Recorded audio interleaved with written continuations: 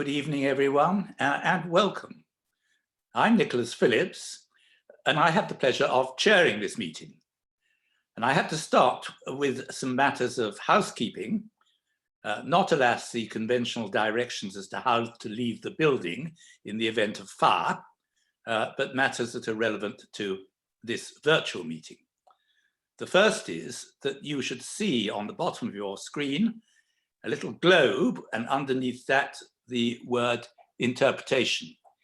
If you would rather follow this in Spanish, then click on that globe and you'll have the Spanish version of the proceedings. Next to that, at least on my screen next to it, there's another icon, and that has underneath it Q&A. And you have to click on that should you wish to ask a question. The time for asking questions will come at the end of each panel session. If we go to time, there'll be about 10 minutes for questions after each of those sessions. Now, this webinar is sponsored by the United Kingdom section of Peace Brigades International, by Lawyers Against Poverty, and by the Alliance for Lawyers at Risk. I'm a member of the first and of the last of these. And that is a result of the influence of my very good friend, Sir Henry Brooke, who founded the first, was patron of the last, and who sadly died almost exactly 3 years ago. The Day of the Endangered Lawyer commemorates the slaughter by right-wing thugs of 5 Spanish lawyers at their Atocha Street offices in Madrid on the 24th of January 1977. This was a seminal event in the development of democracy in Spain after Franco. But there are, alas, parts of the world where lawyers' lives are still at risk from political agencies or even from government agents, where trying to stand up for the rule of law can result in arrest, imprisonment, or even death. For the last 4 years, the Law Society has kept a record of such incidents on its intervention tracker. It is remarkable how many lawyers and their supporters are prepared to stand up for the rule of law and for those suffering from its abuse in these countries, despite the personal risk that this involves. It is impossible to overestimate how much it matters to these brave men and women that their efforts in support of the rule of law should be recognized, acknowledged, and supported by lawyers and others who have the good fortune to live in countries such as the United Kingdom, where the rule of law is a prized reality. Providing that acknowledgement and support is what the 3 organizations sponsoring this webinar are all about. You're now going to see a film in which you will hear from some of those providing that support and some receiving it. And this will be followed by 2 panel sessions. Before each of those sessions, I will introduce the chair of the panel, who will then introduce the panel. And so let's move straight to the film. It was made by Manu Valcarce, a Spanish filmmaker, working with Peace Brigade International UK, the Alliance for Lawyers at Risk, and Simmons & Simmons.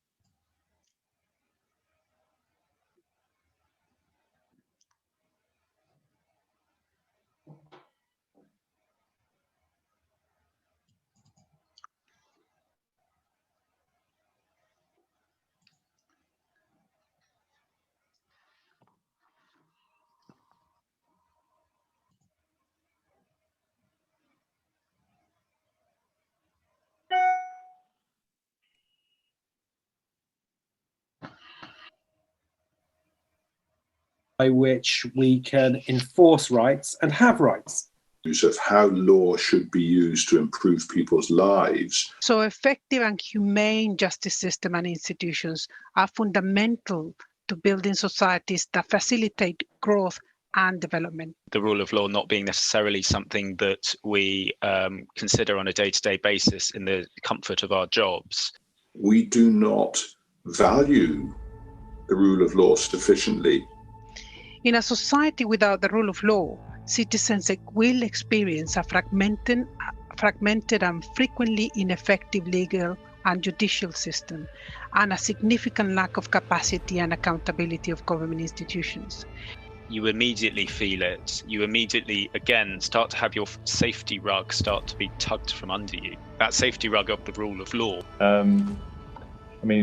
Without it, there ceases to be legal certainty and legal protection, and that's ultimately what hurts the vulnerable the most. They're the people who feel it first. And that means that there will be an increase in attacks on members of the legal profession and human rights defenders, because they will be more vulnerable to criminal activity. What we do see in many jurisdictions is stigmatization of lawyers who are representing those who governments don't agree with or are thorn in the side of governments. I'd say oppressive techniques used against a lot of people, that PBI companies, and this has really become a big thing in recent years, has been the criminalization of human rights defenders. You can't help but respond to it, particularly just being vilified by the authorities and the state as well. I find really shocking. I mean, where that is meant to be, that's where your support should be from. And Kahar itself was receiving not only death threats, but attempts to bug their offices, also defamatory campaigns in the press. People might be kidnapped for a certain number of hours, be threatened that if they didn't stop their work, then there would be worse repercussions to come. People would approach their friends, their loved one, and tell them to pass on a message. Sometimes that would be coded. Sometimes it would be an outright threat, but certainly family members were not off limits, nor were children. It wasn't uncommon for people's children to be approached outside their school. Threats from sectors of military intelligence, threats from some units of the police, threats from unknown individuals. None of these were duly investigated. Corruption has a devastating effect in the entire justice system because it seeks to perpetuate impunity. In a situation like in Uraba, was that I enjoyed a degree of protection that local people didn't. Nonetheless, I remember being followed in the street. I remember people coming up to me in pickup trucks, slowing down as I walked down the street. Appalling that people should be subject to threats for doing their job properly and for defending rights. The state should make sure they aren't threatened. And that was low-level intimidation by comparison. But the chill I felt at being approached by people with very sinister motives was very powerful. And it gave me just a little bit of what Colombians deal with day after day. I think it's a huge luxury being a lawyer working in human rights in this country. I don't face threats going to court. That one's able to live a very normal life. Quite often when I visit other countries, one has armed protection. I'm always happy and proud to tell people what I do. That's a luxury that's simply not reality for people operating in fragile societies. And that they would carry on doing that work despite, terrible things happening. As a fellow professional, you feel, well, how could I work in those circumstances? you hope you would be able to, but until you actually face the risks, you can't say, can you? It's very easy to say things from the safety of where we are now.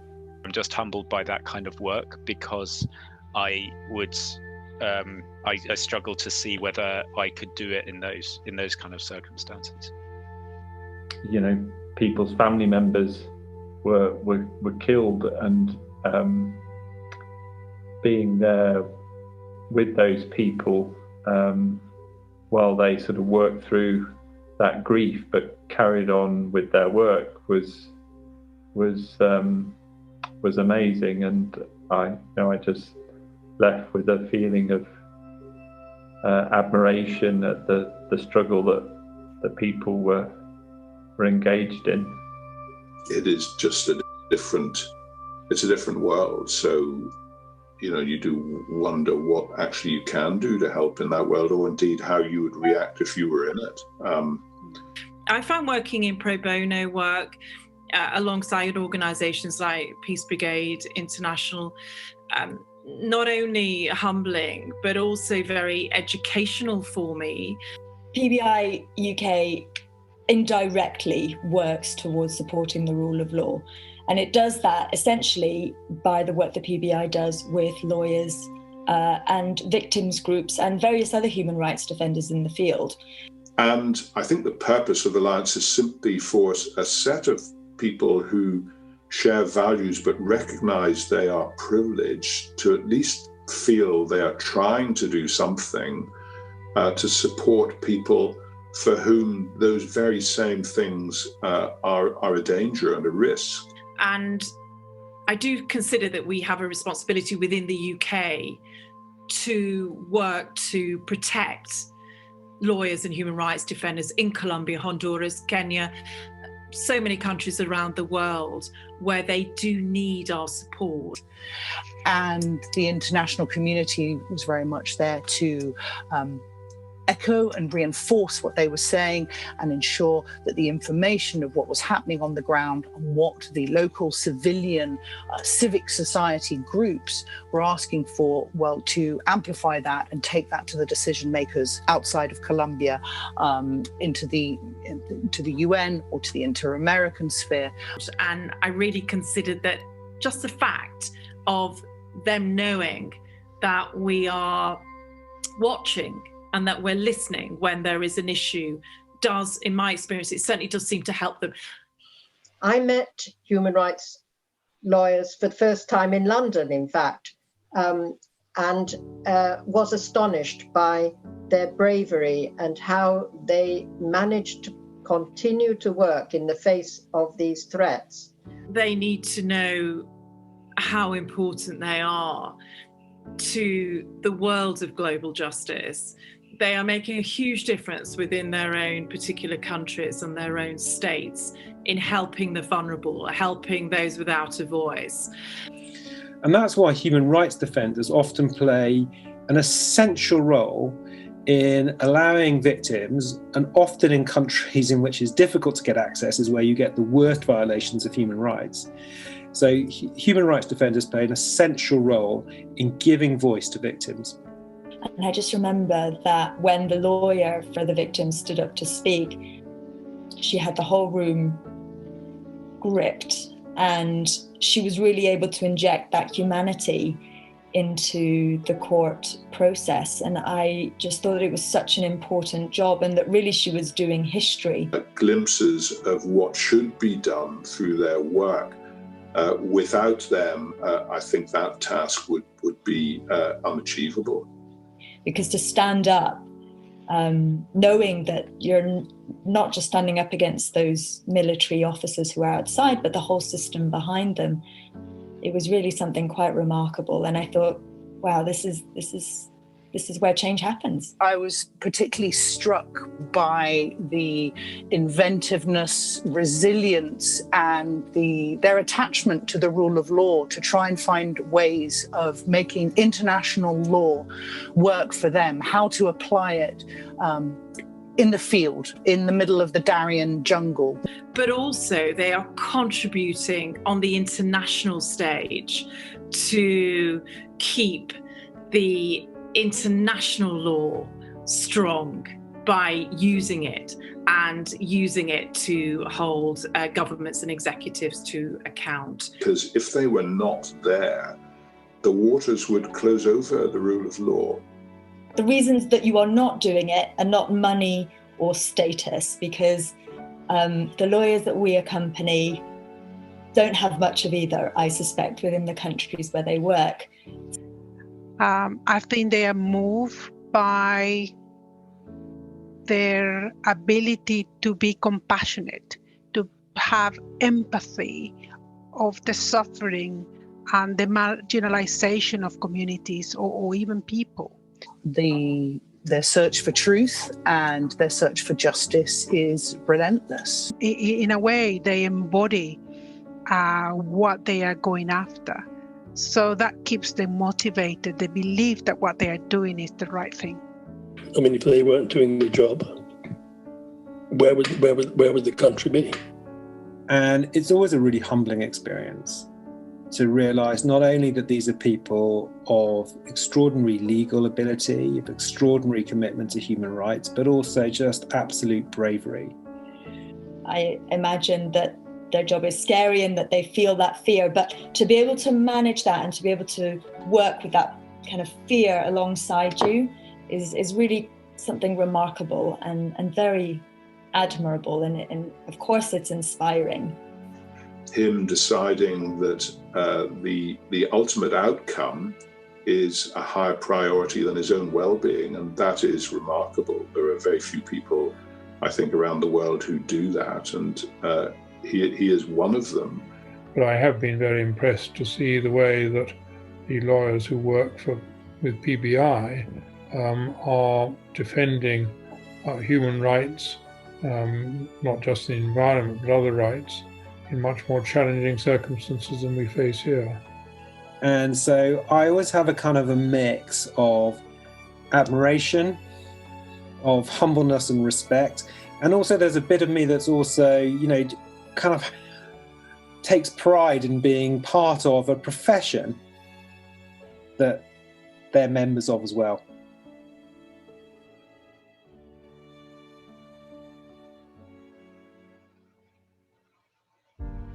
My philosophy has always been that we've all got an awful lot to learn.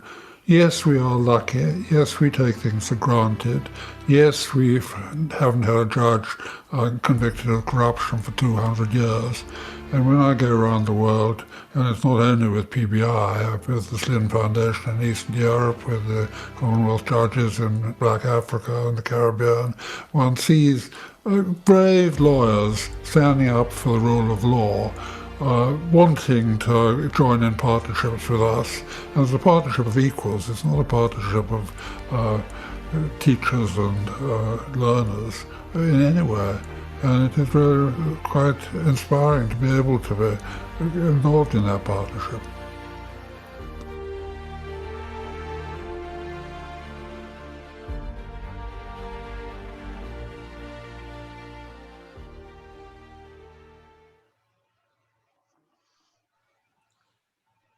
Well, others have observed that that's a film that ought to be compulsory viewing for members of the executive all around the world, and indeed in this country.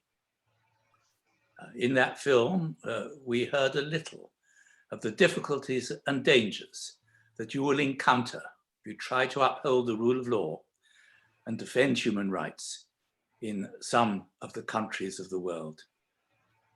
One of these speakers was from Colombia. I've traveled in that country, but I know much better two other countries in which PBI is active, Kenya and Nepal, both of which are represented on the first panel this evening. In each of these countries, I've experienced warmth and friendship from those who live there. And you can understand why there are lawyers in those countries who are prepared to disregard their own safety to support the right of their fellows. But you cannot fail to admire the courage with which they do so, and to reflect on how lucky we are in this country that we do not put ourselves at risk when acting for litigants or defendants, however unattractive their fellow citizens may find them, or indeed the executive itself may consider their causes to be. We heard in that film from quite a number of those who are lucky enough to practice law in this country, of the importance that they attach to supporting human rights defenders abroad, and of just how important that support is to them.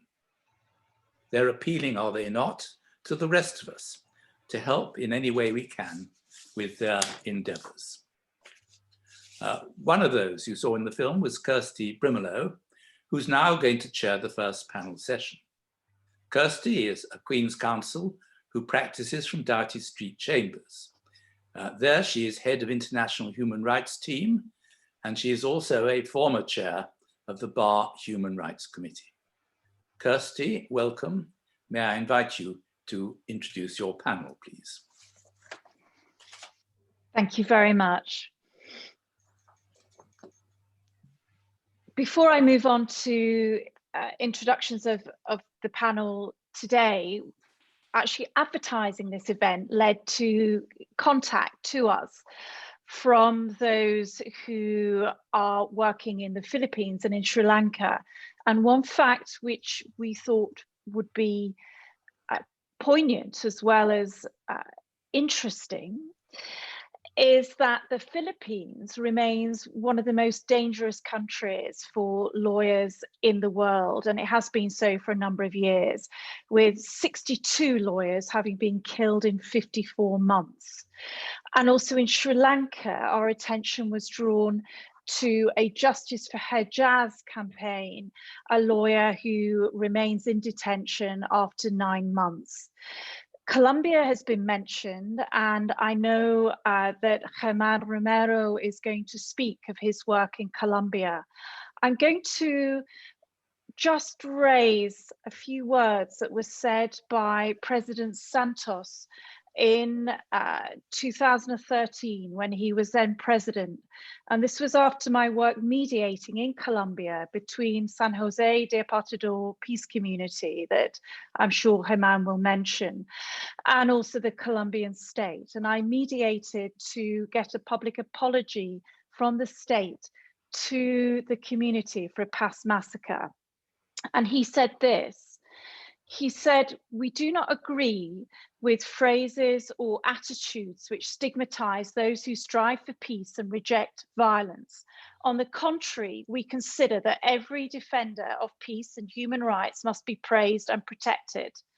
For this, we ask for forgiveness. I ask for forgiveness, and I do so with the knowledge that forgiveness is a condition of peace, and that peace is the only guarantor that there will be no more victims." And if I can move to introduce our panel, we have Hermann Romero, who is a human rights lawyer in Colombia, and he has worked with San Jose, the peace community, San Jose de Apartador. He's also worked for victims of the 1985 siege of the Palace of Justice. He currently is involved in working in cases being brought before the HEP, the Special Jurisdiction for Peace in Colombia, which was set up after the signing of the peace accord in 2016. And he is going to share his insights on the path towards full justice, the fight against impunity in Colombia, and speak of criminalization of social protest. We have Stephen Kinosia Mwangi, who is a Kenyan human rights paralegal, and he works at the Matari Social Justice Organization. He's also training as a lawyer, and he provides advice and support to the community and also to social movements and social movement platforms. Originally from Nepal, but happily with us for a little while in the UK, is Mandira Sharma.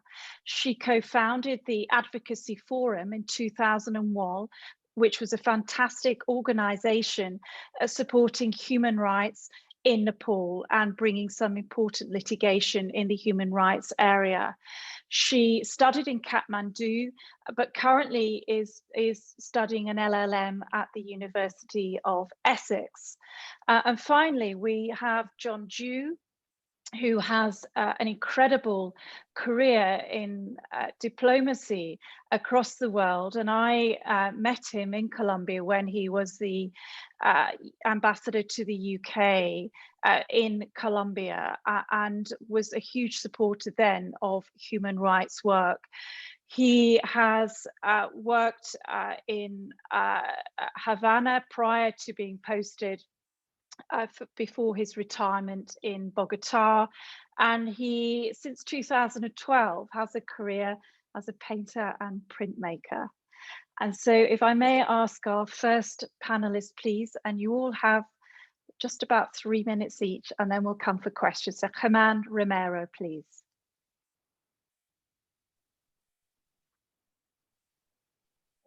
Hola, buenas tardes a todas y a todos. Mi nombre es Hermann Romero Sánchez. Soy abogado de la organización DH Colombia, que trabaja casos de graves violaciones de derechos humanos cometidos por agentes de Estado en Colombia, casos de restitución y garantía del derecho a la tierra de comunidades campesinas, indígenas y afrodescendientes, y también llevamos algunos casos de lucha contra la tolerancia estatal a la violencia de género. Pues yo creo que se han dicho muchas cosas alrededor de las dificultades que hay en Colombia para el ejercicio de la profesión. Creería que es importante adicionar que nuestro Estado de Derecho es casi inexistente. La fragilidad de la administración de justicia ordinaria y transicional en Colombia es muy profunda. Tenemos unas tasas de impunidad altísima, y cuando estas vinculan a agentes de Estado es aún mucho más grave. Adicionalmente a eso, los niveles de persecución que viven las comunidades, los familiares y las víctimas es altísima, y creo que es tal vez la situación más delicada. Los abogados, las abogadas y las organizaciones tenemos también una serie de situaciones de amenazas, pero quisiera yo decir dos cosas muy concretamente. Primero, el equipo de nosotros, DH Colombia, desde el 2019 ha sido sistemáticamente perseguido. Ya de tiempo atrás lo tenemos. Nosotros vivimos con esquemas de protección, carros blindados, medidas fuertes de protección, y pese a ello tenemos un riesgo permanente. Pero desde el 2019 nuestras comunicaciones han sido interceptadas.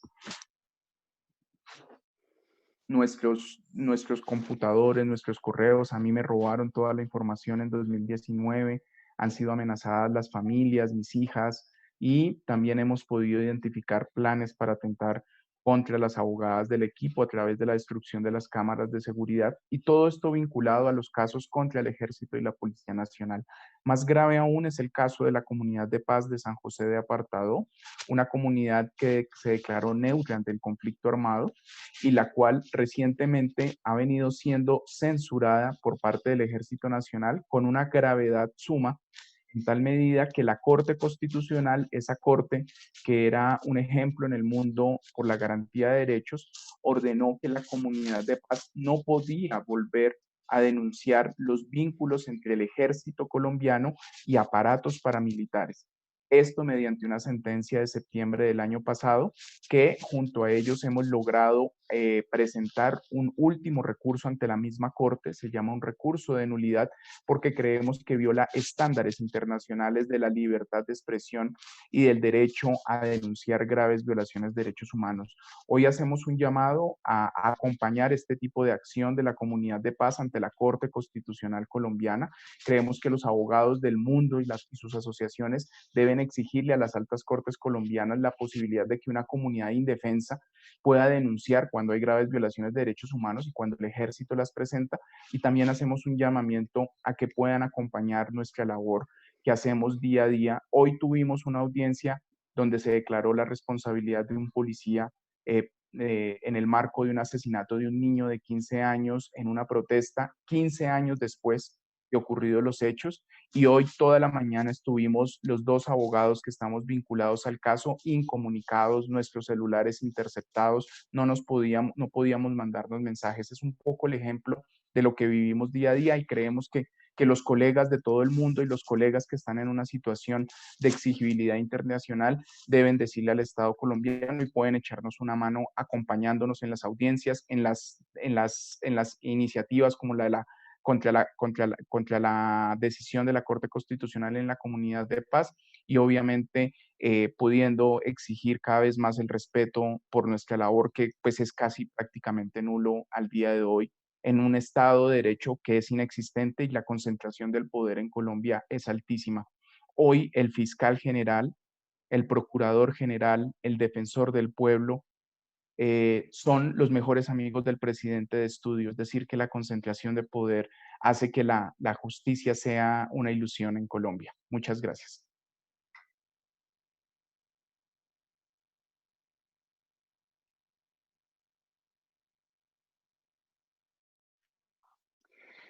Thank you. And if I can now introduce or ask to speak to us, Stephen Kinothea Mwangi, please. Yes, my name is Stephen Mwangi from the Mandira Social Justice Center, but also a part of the larger social justice movement. And our work is largely based on the advocacy for social justice in the informal settlements of Nairobi. That's where we are largely based. But we are also, we've also opened centers in other parts of this country, in Mombasa, Kisumu, in Kajiado, many justice centers in informal settlements. And our work is based on 3 principles. The principle of education, educating the members of these communities. Principle of organizing members of these communities so that they can be able to advocate for their own rights, to advocate for what they've been denied, what they've been marginalized from accessing. And on liberation. Liberation is really saying that we cannot be able to fight without an end in mind. And this end for us is liberation. And I'd like to talk about these 3 things as I respond to my main points for this talk. And the role really of the social justice movement is to denormalize violence, to denormalize what people have assumed is the status quo, that this is the way that people should live. And since I was a young boy, I've grown up in a community where young men have been brutally murdered by the police. I've grown up in a community where there is no water. I've grown up in a community where there is no adequate access to healthcare, where if you get sick, your entire family is reduced to almost a state of destitution. And reflecting on all these issues, we came together first as students, we came together as researchers in the community, and together with activists. And what we realized is that people have assumed this is the way things should be like. And towards education, we organized community dialogue. And through these community dialogues, we're able to engage with community members so that we can be able to all understand, collectively think about the issue in the community. And from that, been able to highlight extrajudicial killings to a national dialogue, where the entire country is now focusing on the issue of police brutality. And further to that, we've also addressed the issue of social injustices that arise out of a lack of accessing food, a lack of accessing water, a lack of accessing education, and the need for social security. And from this, we've been able to develop committees, several committees that tackle these issues thematically. And one particular committee is the Committee on Article 43. And Article 43 engages community members in informal ways, where we go to bases where women sit together, where young men sit together, or the elderly. And we discuss what do you understand by a lack of access to these things. And out of that, we've been able to bring together students, we've been able to bring together community members who are seen as informal beings in the legal system. And out of that, we've been able to train paralegals. And these paralegals are really community members whom the community goes to as a first stop point, where they go to and address an issue. And if, say, a mother has lost her son to a police execution. They're able to collect information about this, document this, and address it to the relevant channels. One particular channel is the Independent Policing Oversight Authority, and the other one is the Kenya National Commission on Human Rights. And when we started, this was community members were very skeptical. They didn't think that anything can come out of it. But over time, we've been able to document cases through particular platforms, informally, where human rights defenders goes and visits a family that has lost a son, and they document the cases. Also, we have a platform called the Missing Voices. It's online. You can check it out. And out of that, we've been able to gather a lot of momentum. We've been able to gather a lot of public psych. And you'll see community members sending information to your inbox, coming to your home and addressing a particular issue. And this has gone a long, long way in addressing the need for community members to access justice. We've been able to open a door where people can discuss what is justice, because the idea of justice had been diluted so much, had lost effectiveness. And at least now we can even proudly say we have justice centers in all the informal settlements of Nairobi. And this work has not been without difficulty. It has not been a walk in the park. It's come with a lot of challenges. Majorly, one of it is the lack of knowledge about the rule of law, the lack of appreciation for the rule of law, and the breakdown in trust in the justice system. However, we've been able to... I'm going to step in now. I think there'll be some questions which you'll be asked to answer. So I'm sorry to cut you short. Sorry, Kirsty, I don't think I can hear you. Can you not hear me? Can you hear me? Yes, I can hear you. We're just going to have to cut you short now, and then we'll come back to you with questions.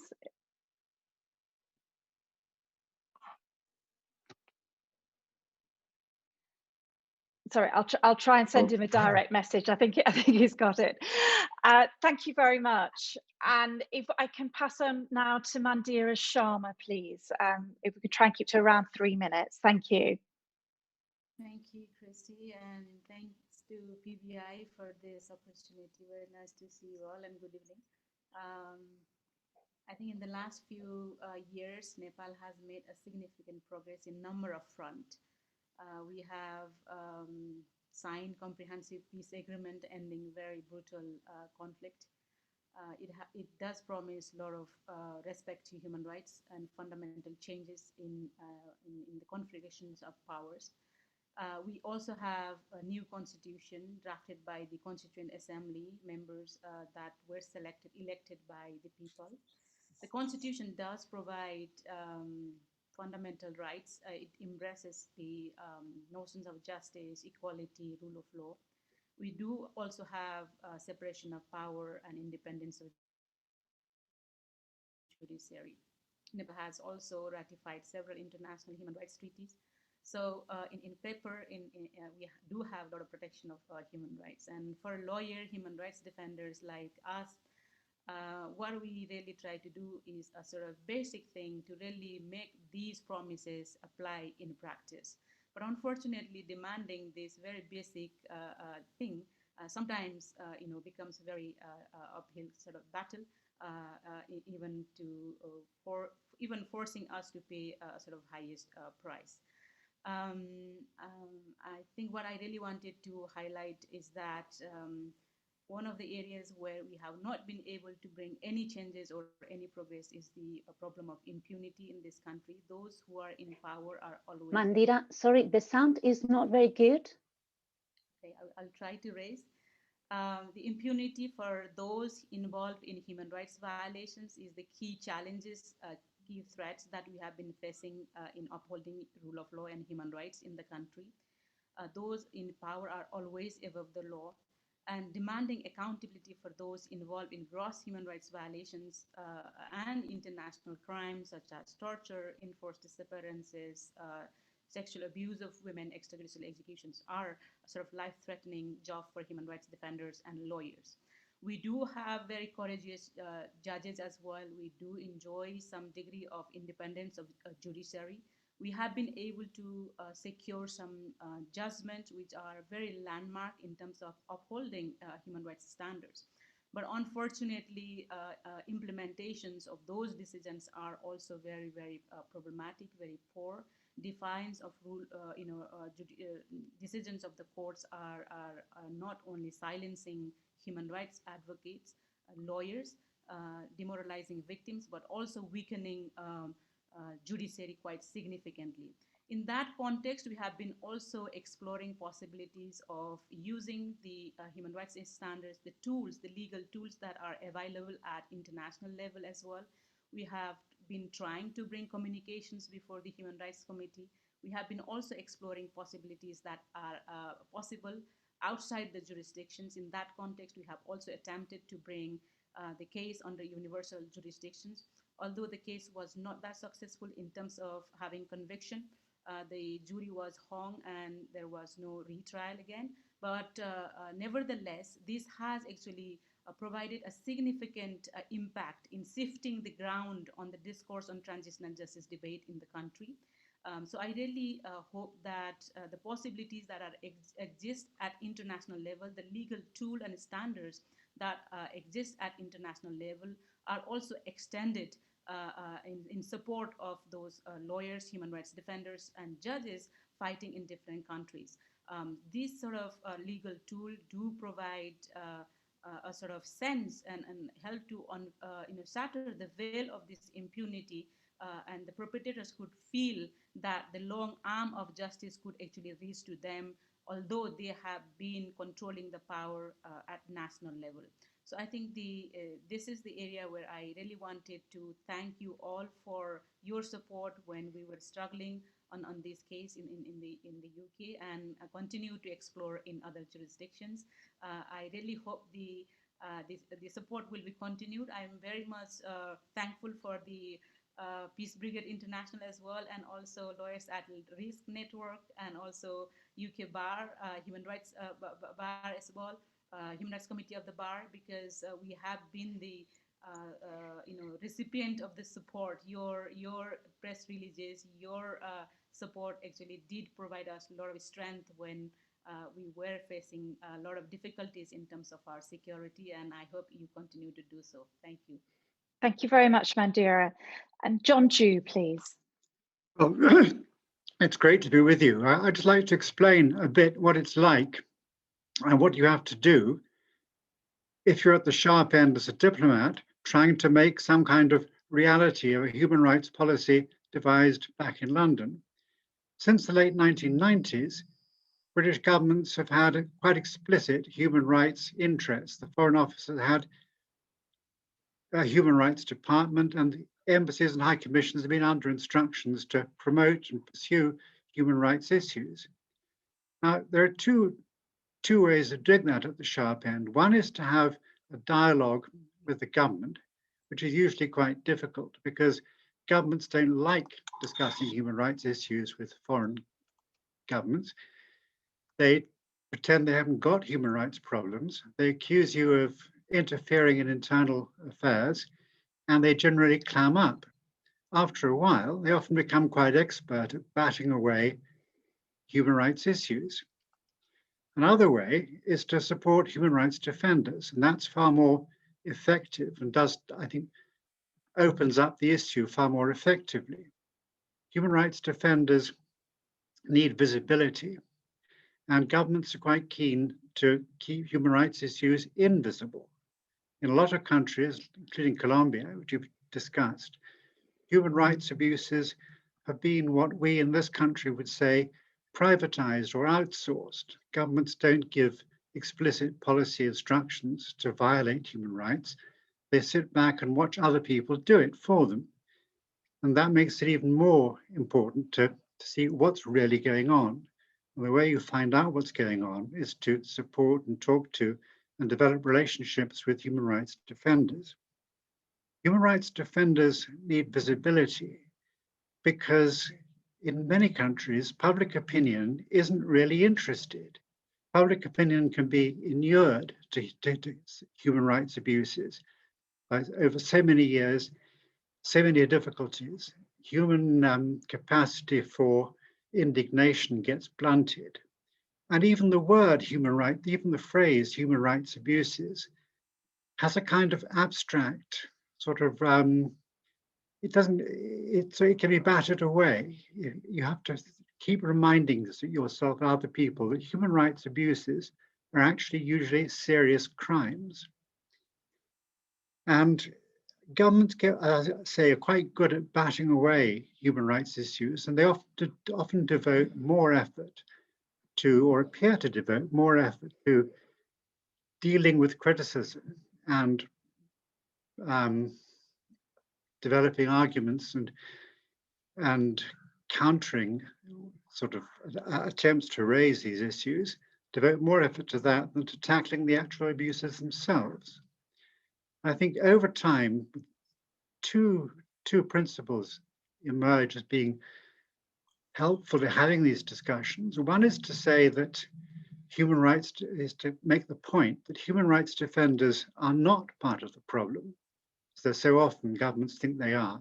Human rights defenders are part of the solution. And if governments can accept that human rights defenders are part of the solution to dealing with their problems, you've made a lot of progress. The other principle, I think, is that the shame is not having human rights abuses in your country. The shame is not dealing with them. And I think that's a point that needs to come across so often, because you needn't be embarrassed that you've got human rights problems. You should be embarrassed that you're not tackling them. And I think that's a key point. I think that you have different levels of success in different countries, but it's still the case that human rights defenders are the key. And by focusing on human rights defenders, you can make more progress than just talking to governments on their own. It's also the case that the present government, we don't know quite what the new FCDO approach will be, but the indications so far are promising. And it's also promising that PBI managed to get the FCO to publish their guidelines on support for human rights defenders 2 years ago. And if you look on the Gov UK website, you will see quite a sort of detailed best practice guide for supporting human rights defenders worldwide. And I think it's quite significant to find that on the sort of broad government UK website. I think there may be more to be done in getting that published in other countries, but it is available in different languages. So it's not easy having these dialogues with foreign governments. It's always difficult. But human rights defenders and giving them visibility is important. Getting across the idea that human rights defenders are part of the solution, not the problem, is crucial. Thank you. Thank you. I have some questions now to put to the panel. And we've actually got quite a few. So I'm going to select who's answering. And Stephen Mwangi, if I may come to you. One question is about international human rights bodies, such as those that are under the United Nations. And in two parts, do you find that they are effective? And what more is required? So what particular area of human rights work needs more support by international human rights organizations? And linked to that, how effective are your own national human rights organizations? You mentioned the National Human Rights Commission in Kenya, for example. So Stephen, if you can keep that one to answer. I'm going to ask Roman, please. There's a question about how is it possible to experience anything like normal family life when you are living in fear or against a background of conflict, if you wouldn't mind taking that one. And I have a question, if I can also ask you, Hermann, to look at the impact that COVID-19 and increased reliance on IT has for defenders, because you've also mentioned that conversations are monitored. And John, if I could ask you, when you speak about human rights defenders not being seen as part of the problem, from your experience as a diplomat, and I'm also going to open this up to the rest of the panel, can you compare mechanisms as to how different states deal with issues raised by human rights defenders? Now, here we have Colombia, Kenya, and Nepal. I appreciate you might not necessarily have the same insight, Mr. Ju, on Kenya and Nepal as Colombia, but perhaps you could have a go at tackling that question. And John as well, any security risks towards diplomats that you have experienced when perhaps being seen to align yourself with human rights defenders and lawyers? And if I could ask, please, Mandira, as well, can you expand any more on other policy initiatives that you think the UK should be pursuing now that it has come out of the EU, and that potentially there's a loss of protections from the EU? So I think that's probably covered most of them. And Hermann, if I could start with you and then come on to Stephen, please. Vale, gracias. ¿Me escuchan? Bueno, son dos preguntas. La primera no muy fácil de responder, la segunda creo que sí es más clara y concreta.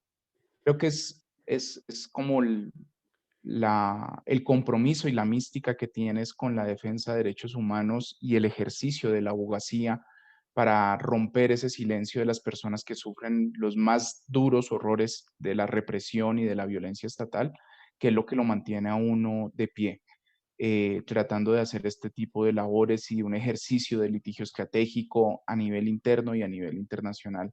¿Cómo lograr eso con una vida tranquila de familia? Es muy difícil. Yo desde el nacimiento de mi primera hija tuve que negarla en los reportajes, me preguntaban que si tenía familia, me tocaba decir que no, pues ya hoy en día es imposible, tengo dos. Yo tengo 39 años, yo llevo exactamente 16 años de ejercicio ininterrumpido como abogado defensor de derechos humanos y creo que la familia ya me está pidiendo el retiro y creo que las fuerzas de a poco se van debilitando, ¿no? Yo siento que lo ocurrido en los últimos 2 años ha generado profundo cansancio, pero bueno, hay días muy importantes. Hoy logramos una sentencia, como les decía, muy valiosa y un antecedente, un precedente muy fuerte para la lucha contra la brutalidad policial en Colombia, que no había existido hasta el día de hoy, y creo que eso, ver la satisfacción triste del padre de la víctima, del niño víctima, ayuda para seguir con esto que podríamos llamar tranquilidad, pero sí, se transforma la vida de tus hijos, de tu pareja, de tu madre. A mi madre le rompen los vidrios, le golpean las puertas en las noches, a mi compañera permanente la amenazan. Mis hijas ya conocen a PBI, conocen a todos los brigadistas de PBI, saben sus nombres, saben que nos están acompañando para protegernos, y por eso quiero extender el más grande de los agradecimientos a PBI por la labor que hacen. Y frente a la segunda pregunta, tiene nombre propio. La pandemia del COVID-19 ha desatado y ha consolidado el Estado policial. El control del Estado policial se ha trasladado no solamente de las expresiones ciudadanas y de las políticas públicas, sino ahora se ha trasladado a los cuerpos y a las tecnologías. Entonces el nivel de control de la información es mucho más alto. La defensa de derechos humanos en materia virtual no es tan fácil. Creo que acá hay un punto complicado entre la necesidad de estar en terreno y la necesidad de la bioseguridad y la protección de la vida por la enfermedad de la COVID-19. pero creo que lo más grave que nos ha ocurrido son estos estados policiales. Antes era más difícil que a mí me estuvieran vigilando. Yo veía vigilancias en las audiencias, en la calle, en otras ciudades cuando llegaba al aeropuerto. El año pasado, durante toda la pandemia, durante 6 meses seguidos, pude apreciar al frente de mi casa carros de vigilancia, pues porque me tenían encerrado y era más fácil vigilarme. Entonces podrán imaginarse el nivel de acceso a las comunicaciones y a la vida familiar y a la vida laboral que tienen los aparatos de inteligencia del Estado, que tengo la certeza de nuestro equipo. Gracias, Hermann. Kirsty, I'm afraid I'm going to have to intervene, because if we take all those questions, we'll have finished all our time before we get to the second panel. We're already overshot. So Right. there may be time for questions at the end of the session, and there's a suggestion that this can go on Twitter if it can't go on the present format. But I must now invite Chris Owen to introduce his panel. I have to introduce him very briefly. Chris is a partner in Simmons & Simmons, the firm of solicitors who helped to make the film we saw, and they are very strong supporters of the work that film was all about. He is a member of Lawyers Against Poverty. Over to you, Chris. Thank you very much, and good evening, everybody. Well, we've got a huge amount of experience on the panel that I will introduce very shortly, of those involved in actions to help support the rule of law and human rights defenders. But what we're going to look at on this panel is how best can that support be delivered, both to lawyers in the field and to human rights and rule of law defenders elsewhere. It's a very significant question, because we know from our experience that whilst there is a great demand for assistance, it's not always straightforward to be able to deliver that in a meaningful and impactful way. And so looking at that issue, I've got 4 excellent panelists. Richard Law QC, a barrister of over 35 years from Brick Court. He's a commercial litigator with an interest in human rights and climate change, and is chair of the Action for Justice group. Emma Lowe, who is the director at Lawyers Against Poverty, which is the global movement of lawyers and social justice advocates who are committed to alleviate poverty worldwide. Sue Willman, who is she's a litigator at Dayton Pierce Glynn in public law and human rights, but also chairs the Human Rights Committee of the Law Society of England and Wales, and she's a founding member of the Columbia Caravana UK Lawyers Division, and an assistant director at King's College London's Law Clinic on Environment and Human Rights. And last but by no means least is Susie Bascom, Director of Peace Brigades International UK. Peace Brigades, as many of us know, supports hundreds and thousands of human rights defenders. And she, along with Sir Henry Brooke, launched the Alliance for Lawyers at Risk in 2010, providing support to human rights defenders at risk. First up is Richard Lord QC. Richard, interested in your thoughts on this topic. Thank you, Chris. And as you say, the question often arises how those of us in Europe and in England can support and provide practical help to endangered lawyers, particularly in the global south. It's something we think about a great deal of action for justice, and good intentions are not enough. And as others have pointed out, endangered lawyers almost invariably have a huge amount of legal knowledge, a full understanding of local conditions and realities on the ground, and a courage and determination which we admire and take as a source of inspiration. So what can we add to that? Well, in our experience, there are 3 particular things that are all related. And the first is to provide information and support in relation to international mechanisms, and as collaborators discussing the way these can be used. And so this includes not only a knowledge of internationally applicable laws on human rights and the environment, but also an understanding of how a solution to a problem in one place is often in another place. So problems in Honduras or the DRC or Cambodia may lie in London or New York or Paris, and this is particularly so for lawyers endangered by activities of local subsidiaries of certain corporate activities or financed by international IFCs. The second related area is to encourage collaboration between lawyers of different disciplines. And so very often we're used to labeling a problem in a particular way, but if you've got, for example, the common problem of lawyers representing indigenous peoples threatened by an extractive project, how do you label it? Is it an environmental one? Is it a human rights one? Is it a land problem?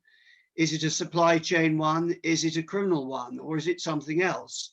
And the answer is it's often all of those. And connecting local lawyers with different disciplines is helpful, because frequently if you're looking for solutions to problems, it's about a menu of possible legal actions based on different types of action. And thirdly, although legal solutions have to work for the endangered lawyer where they are, patterns emerge globally with the same type of threat, the same type of pressures, whether it's imprisonment, unsustainable defamation charges, physical assaults, or whatever. And so solutions developed in one continent or country can, with some local adaptation, be used elsewhere. And Action for Justice seeks to empower those in the global south to uphold human rights. Let me it does so by a website and by its network of connections. But let me finish with a practical example, because it's very easy to speak in these abstract ways. Our partners in Myanmar were working to protect lawyers who were often imprisoned for their human rights work. And one of the biggest problems was the continual adjournment of cases by the prosecution, such that their would turn up to court with their supporters and their lawyers, and it would just be adjourned time and time again, and they remained in detention.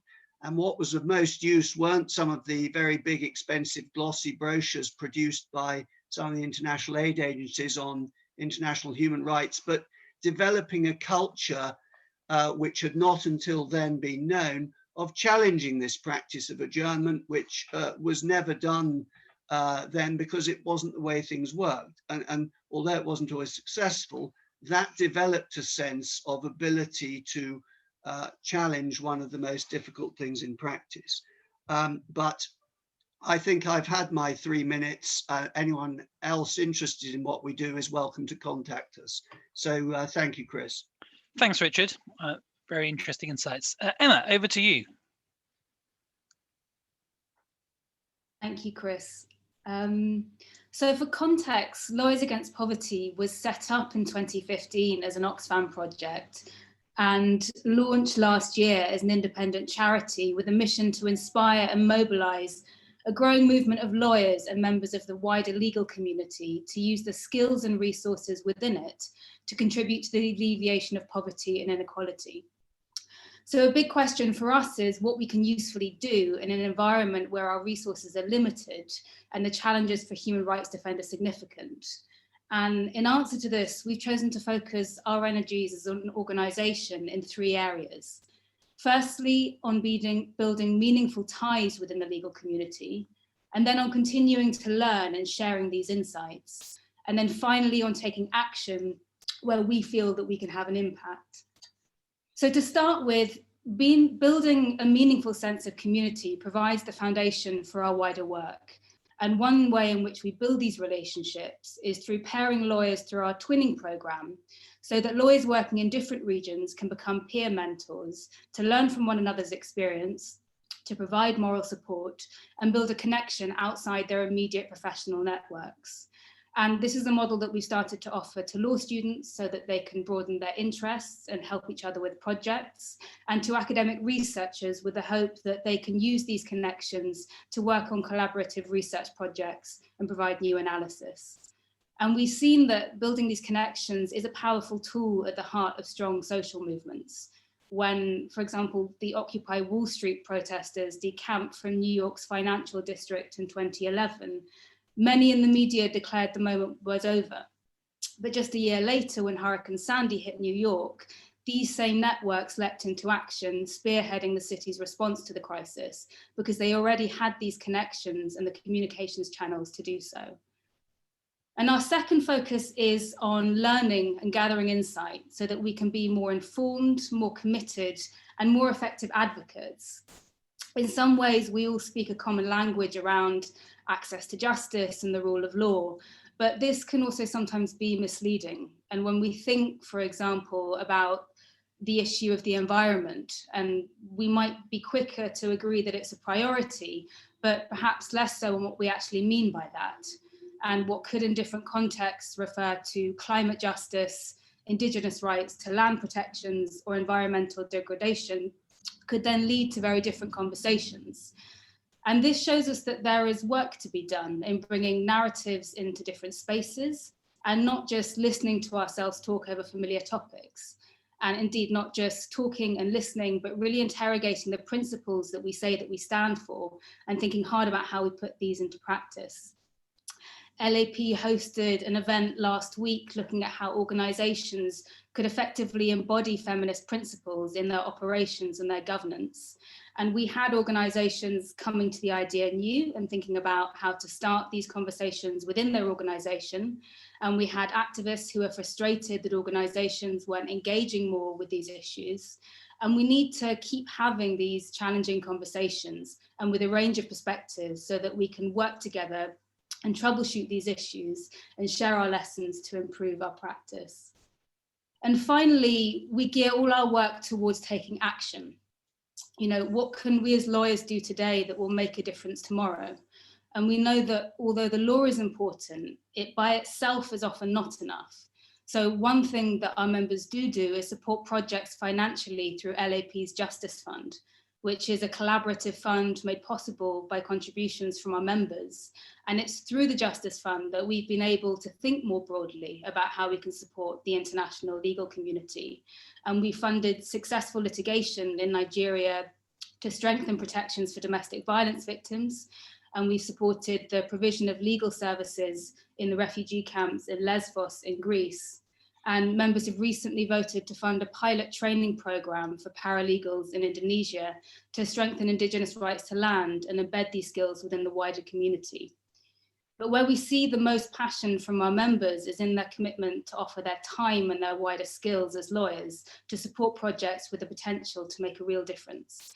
And LAP is very excited to soon be launching a pilot initiative with Action for Justice and Peace Brigades International UK to mobilise the resources within our network to develop a capacity building legal action programme in partnership with human rights defenders. So with much excitement to that, I think my time is up. Thank you. Thanks, Emma. And as a member of Lawyers Against Poverty myself, I know the great work that you do, much of which you've just described there. So thank you for that. Just a quick reminder to those listening that if there are questions, there will be a short amount of time for questions at the end of this panel. So please do send your questions in whilst we're speaking, and then we will try and deal with those. And so next is Sue. Sue, can I invite you to make your contribution to this discussion? Thank you. Hi, everyone. I'm going to try to share my screen as part of my aim to inspire those of you who are not already involved to get involved, and those of you who are involved to get a little bit more involved. I'll try not to talk too quickly since I've got such little time to talk on what you can do and what I've been involved in doing to change the lives of lawyers abroad. And to do that, I'm going to talk about eating pizza, riding a bicycle, and a broken lift with the help of these photos. In 2008, I went on the first visit of the Columbia Caravana UK Lawyers Group to Bogota because lawyers there were facing death threats, seeing their friends killed, going to too many funerals of other lawyers. And it was all a bit chaotic. It was organised by the Law Society. There were a range of people from Basque separatists to the Croydon candidate for the Conservative Party in the next election. And I thought, are these trips abroad to meet lawyers really just about a bit of a Beano, or is there more to it? And my question was answered one evening in the bar, eating pizza with one of the local lawyers and some of the other lawyers from the delegation. In the midst of the banter, he started telling us about the time he was driven around in a car blindfolded, and then dumped and tortured for 3 days. And then I understood why I was there. And I think that memory is one of the things that has kept me going back to Colombia every 2 years with the Colombia Caravana UK Lawyers Group to find out what's going on there and supporting lawyers, to writing reports and welcoming lawyers to the UK. But faced by the coronavirus, we've really cut off from doing that. And that's why it's so important that PBI has been organising these series of events so that we can carry on giving support to people like Stephen and German and Mandira.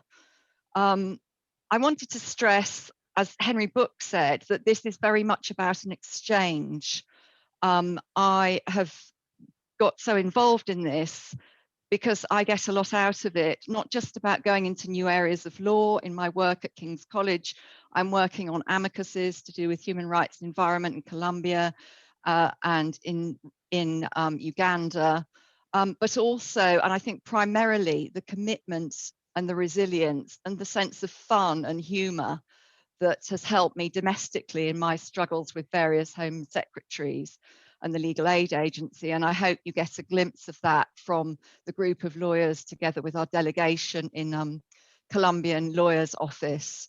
And I've highlighted the visit to the jail, which we often do when we go to Colombia with a caravana, because really people in jails around the world often include political prisoners, and due to overcrowding and a higher risk of COVID, and also due to the fact that we're not visiting at the moment, we're not visiting Colombia, where there've been numerous massacres in the past 12 months, and where 23 prisoners who protested against the lack of protection from COVID were shot dead. And that's making it more important for events like this to try and highlight what is happening there.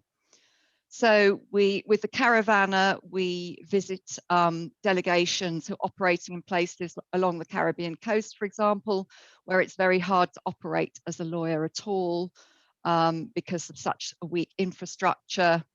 But we also meet senior government members, and we meet judges. And this particular judge has had her brothers murdered. She herself and her family had been threatened.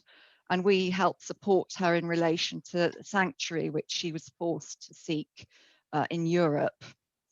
And my particular hero on a trip to Guatemala, where I've gone with another international legal delegation, is this judge in the pale blue suit, who surprisingly is perhaps the only judge in the world who's convicted a former leader of the country, who's still in the country, for genocide. Rios Montt had been responsible, complicit in the murder of thousands of indigenous people during the Civil War. And of course, this woman who looks so cheerful during our visit is faced with death threats and surveillance. And the point about the lift is that she works in an office on the 13th floor, and there's only 2 lifts, and one of them is often not working. So she has a choice between walking up 13 flights of stairs in her court shoes or sharing a lift with drug traffickers and people charged with murder who are due to be charged, due to be seen in her court. So resources are very much an issue for the people that we go to see, but also the Law Society's recently written a letter in support of her because she's still receiving threats, and she has confirmed how helpful that has been. And then in the past, we welcomed lawyers in the UK and tried to give them a bit of a rest from their very difficult lives in countries like Colombia. The lawyer on the right, Jorge Milano, has had to take a break just because of the level of threats he's had in representing people in Colombia. And then other things that we can do, of course, are to lobby in Parliament on issues like business and human rights, given the involvement of corporations, as we just heard, in environmental and human rights abuses. This was at the Parliamentary Joint Committee on Human Rights investigation into business and human rights, and whether or not there should be specific laws here, such as a criminal law to outlaw human rights abuses abroad. So these are some of the actions that the Caravana has been involved in, and actions that could be replicated in other countries abroad. I've probably run out of time. I'm very keen on the idea of other caravanas, Central America Caravana, but maybe there could be one in, Asia and Africa. It has worked well to have a cross section of lawyers going and visiting abroad and keeping in touch, and then coming back and working on issues that we've experienced firsthand and are very, very in our minds, as I hope you have got from my photos. Thank you very much, and I hope you'll get involved. Thanks, Sue, and thanks for sharing those experiences with this group. And so finally, our last speaker on this panel, Susie. Susie, can I invite you to give your thoughts on how international NGOs and UK government and others should be working to support efforts in this area? Susie. Yes, thank you, Chris, for the introduction. So the role of human rights defenders, as we've heard throughout the previous panel and then the film and many of the comments of the lawyers who have been accompanying them, is primarily to help uphold the rule of law, to uphold international standards, to ensure that there is access to justice for all. We are very much aware of the challenges that these lawyers and these paralegals need to face in order to be able to contribute to something that in the UK is probably a privilege if you're part of the legal profession. So PBI has been, over the last 30 years, accompanying human rights defenders, lawyers and other types of rights defenders in different countries around the world. We are currently in seven countries. And we do this in a very specific and tailored way. We have an international presence of international observers on the ground. We have teams of volunteers that spend at least a year of their time, of their lives for free, physically shadowing some of these international observers, going to court hearings, like Hermann has mentioned, or sleeping at the houses of the defenders if the level of risk they face is too high. But also the teams on the ground are monitoring, are recording incidents, are doing risk assessments about the security situation of these defenders.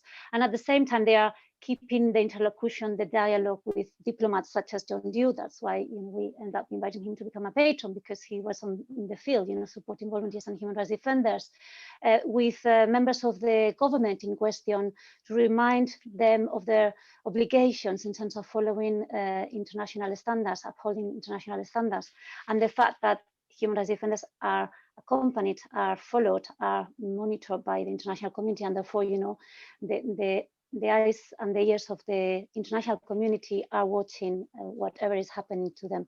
So our kind of work is very practical and on the ground in the sense of accompanying them, providing them also with moral support. But also at international level, this safety and protection needs to be backed up by all the networks of support that we've built over the years, not only in the UK, but also in other 14 countries where we have a presence. So it is from there that we engage with the UK government, with parliamentarians, with members of the legal community, with academics and other networks. And what we try to do is to ensure that the UK government takes responsibility in terms of upholding human rights, but most importantly, that they see, as John was saying before in his presentation, they see human rights defenders as key players, as key actors in succeeding in this priority of upholding the rule of law. Because defenders are the ones who are in the communities, they are the ones able to achieve sustainable impact and development, they are the ones trusted. They also work with communities that are marginalized, as Stephen was saying. They are completely outside the system, so you wouldn't have, diplomats or even governments having access to those communities. So it is really, really important that the UK government sees defenders as real partners. And PBI has been working over the last few years on helping the UK government to develop these guidelines, best practice guidelines for their diplomats. And we also help brief diplomats before they go into the field and meet them regularly on the ground. And most importantly, we open the channels of communications between the diplomatic corps, the authorities on the ground, and human rights defenders to ensure that there is this conversation going. Beyond that, we have been engaging with the legal community over the last 10 years. We've been working very closely with the Alliance for Lawyers at Risk, as it's been mentioned. The Henry Group was instrumental in helping us to access the legal community, and most importantly, to understand, especially for myself, the mindset of lawyers, and to reach out to these networks that now we have. We've worked with the Law Society also for the many years, and we have received funding. And most recently, we have been working closely with Simmons & Simmons with the Pro Bono team, led by Richard Dighton, the Pro Bono partner, and then Chris Owen and Victoria Channing have been also instrumental in helping us to develop a toolbox for human rights defenders working on issues related to business and human rights and trying to confront corporate abuse.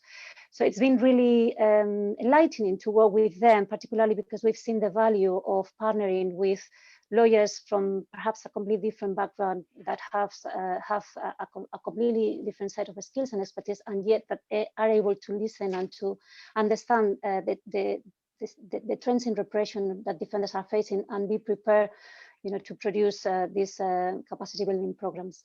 And just to finalize this part of the presentation, to say that we are really pleased that through Simmons, who is very much involved in sort of setting up loads of different legal initiatives like Lawyers Against Poverty and the Legal Response Initiative. I think there is a lot of interest within Simmons in sort of making sure that the legal community makes more of a contribution, and we are really, really pleased to be able to collaborate with LAB and also now with Action for Justice, and I hope with other legal networks that we might be able to engage with in the future. Thanks, Susie, and we certainly enjoyed working with you on the Toolbox project to help human rights defenders. Just before we move to questions, I'm going to answer one general question that's come in from a couple of people, which is how do they get involved in some of these initiatives we've talked about today, including PBI, Lawyers Against Poverty, and Action for Justice. I think the simple answer to that is that the details are on the websites of those respective organisations. So if people have access there, that should be the starting point to sign up. Otherwise, I'm sure that the people who represent those organisations on this panel would be happy to receive an email from you expressing interest. I'm conscious of time, but I think perhaps the question that, looking at them, has resonated the most from people is actually one close to home, which is Brexit, and particularly how the impact of Brexit affects the work that lawyers, particularly in this country, might be able to do to deliver on human rights, help human rights defenders globally. And so maybe I can ask the panel, anyone want to come in on that question, please? Brexit and its impact, if any, on this panel. Otherwise, I'll pick some, but if anyone wants to make an intervention, please say. Okay. Sue.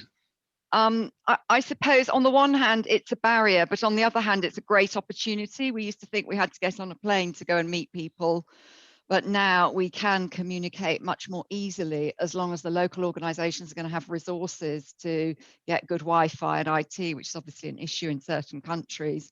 But just being able to have like nearly 100 people here, whereas on a cold January evening in central London, probably we would have had a handful of people.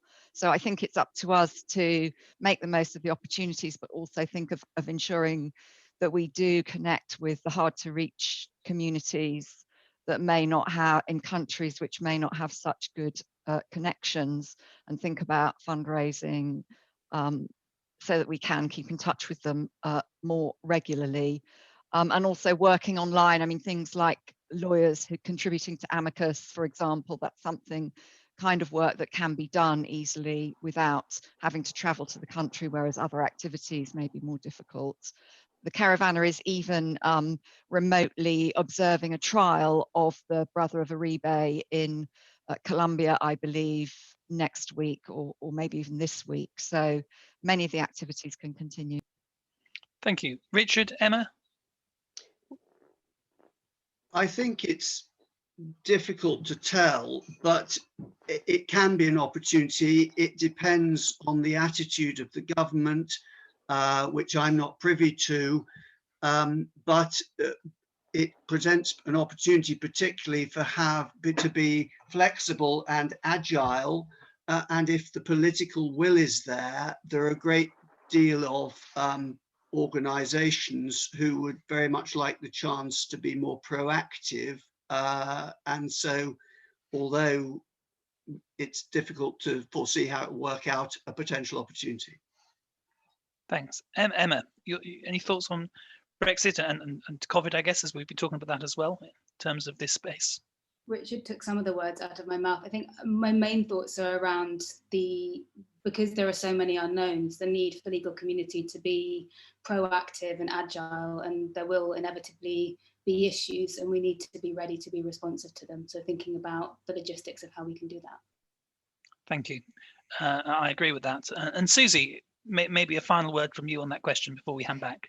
Yes, to say that, again, we see it also as an opportunity because in a way, the fact that the UK government is no longer part of the EU means that they have to rethink the way in which they're going to be supporting human rights defenders, because they used to be operating very sort of jointly with embassies on the ground, for example, when implementing something that was called the EU guidelines for the protection of human rights defenders.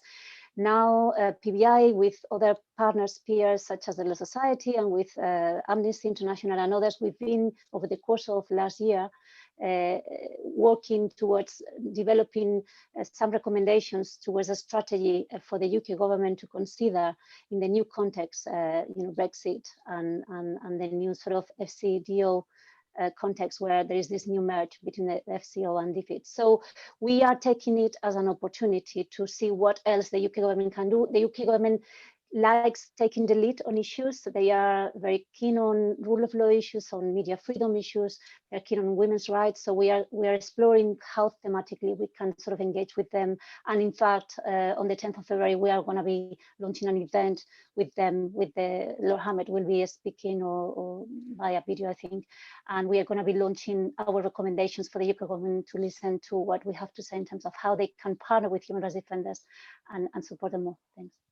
Brilliant, thank you. So I think overall, although perhaps some difficulties, actually some opportunities and some potential scope as well to do some new things in perhaps in different ways. So that's good news. And with that, can I thank the panelists? Really interesting discussion. Thank you all very much for your contributions, and hand back to you, Nick. Thank you. Thank you very much. I've got, I think, about 90 seconds to wind up these proceedings. And first of all, thank you to everybody who's taken part, those who have contributed on the screen and those who've been listening. To the latter, if you're not involved but are tempted to get involved, please give way to that temptation. We do need help from everybody. And finally, a little warning, people give their help pro bono, but we do have administrative expenses necessarily. At the Henry Brook Awards, a very good friend of PBI, Frederick Mulder, generously gave £10,000, and he said he hoped very much that that would be matched. We're halfway towards matching it, but please excuse us if we invite you to help us to find the other half, because as a word of warning, I think we're going to do so. Anyway, thank you all very much, and I hope it may be possible for some of you to remain in contact by Twitter. Thank you. Thank you.